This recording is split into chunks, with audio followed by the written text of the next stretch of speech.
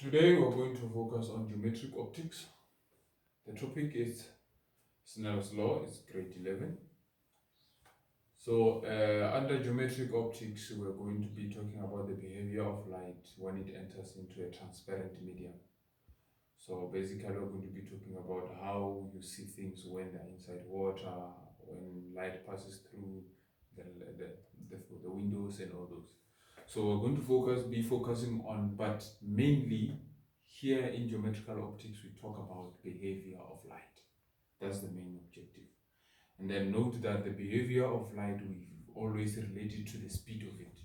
So the speed of light, you understand that is 3 times 10 to exponent 8 meters per second, but we'll show you and then we'll write it down. So let's start with what are the concepts or maybe the things found in Snell's law. The first one, we have what you call refractive index. We have also refraction. We have also what you call a normal.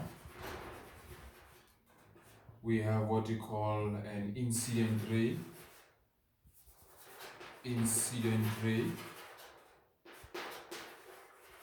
We have refracted ray. We have angle of incident.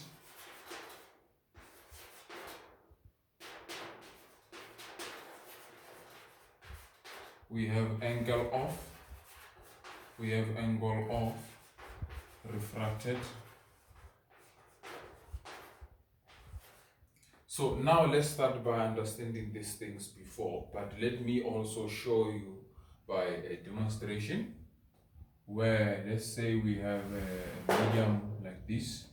This is what we call a boundary. Let's say we have a medium, and then let's say a light is entering into the medium, and then we have some line like that, and then we have another one here. We have the angle here, we have the angle here, and then we have this. So now let's understand this, and then this is N, this is N. So this is medium number 1, this is medium number 2, and then we'll focus on it. So what is a refractive index? A refractive index is the ratio between the speed of light in air and the speed of light in a medium. Medium, it may be either glass, it may be either water, it may be diamond, it may be perspex and all those. But a refractive index, it's a ratio between the speed of light and the speed of light in a medium.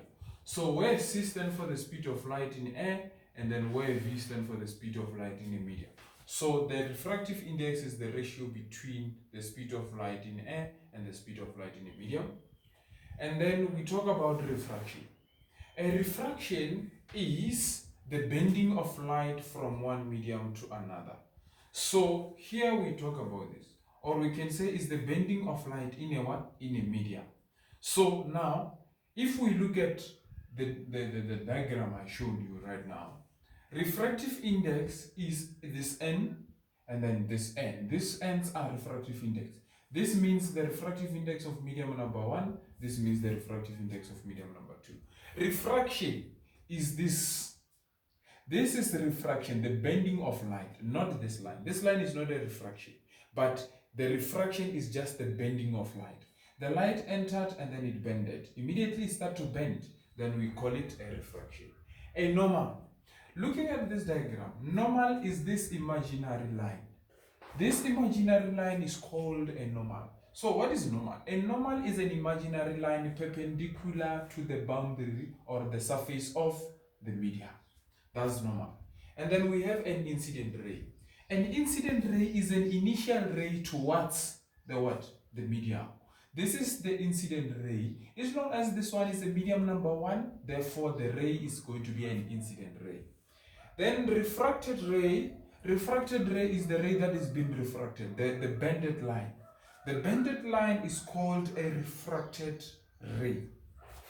The banded line is called a refracted ray. Is the ray that is entering or entered into the medium. Then we have an incident angle. An incident angle is the angle found between the incident ray and the normal. This angle, is an incident ray. Theta number 1 or theta I. It can be theta I or theta number 1. This is what you call an incident ray. Is the angle found between the normal and the incident ray. Then refracted, you can understand that as long as we said incident is the angle between incident and normal, then refracted it will be the angle found between the refracted and the normal. So this is the description of all these formulas and all these definitions or the one-word terms in which we can, if you were asked to what is the refractive index, what is the refraction, what is normal, you will understand. You understand them from here. So, and then this part is called a boundary. It can be a boundary. It can be the interface. Other books they're saying is an They're saying is an interface. Others they're saying is a medium, the surface of the medium. So now all this, it depends on how you were given, but note that this part is a boundary or an interface in terms of you defining it. So we have a formula for Snell's law. Snell's law has a formula of n sine theta 1 equal to n2 sine theta number 2. So where now this n stands for the refractive index of the first medium, this theta stands for the incident angle, and then this n stands for number 2, and then this theta stands for angle number 2. So this is the formula for Snell's law. Even if they ask define or state Snell's law, you write the formula, you'll still get your full marks. Because this one, if we were to give it in weights, it will be n refractive index for number 1, theta angle of incident for number 1, and number 2 and number 2 theta.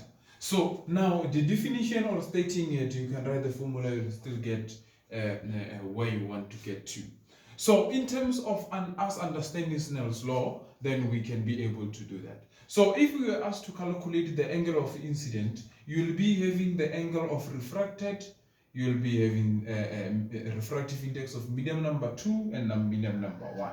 If they want you to find the speed of light in the medium, you'll be having your speed of light in air is always 3 times 10 to exponent 8 meters per second. This is c, so it's always this number, and then the speed of light, and then that's what you can calculate. The refractive index are fixed, are always given.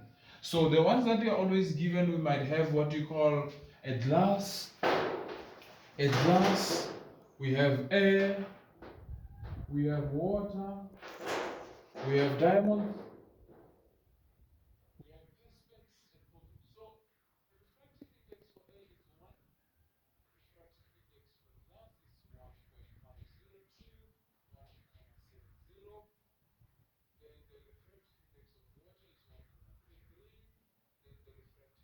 Of diamond is 2.42.